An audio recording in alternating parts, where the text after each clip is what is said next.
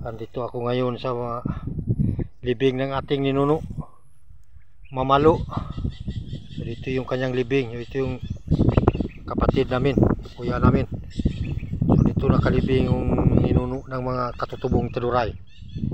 So Radya Mamalo. So hanggang ngayon wala pang nakakaalam kung saan nakalibing. Kami pa lang ang nakakaalam.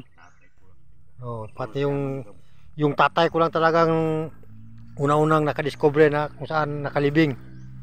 So ito yung mismong libingan niya dito sa kinatayuan ni Chairman.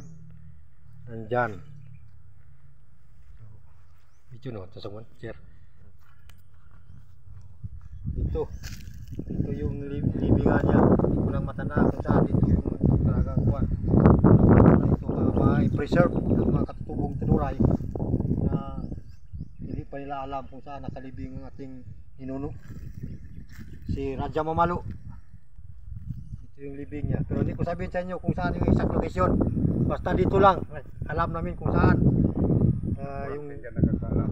Kami lang talaga nakakaalam, yung pamilya namin yun lang nakakaalam. Hindi namin sabihin sa inyo kung saan.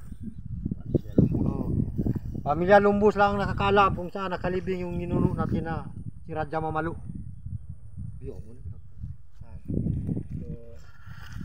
Yun lang, magandang umaga.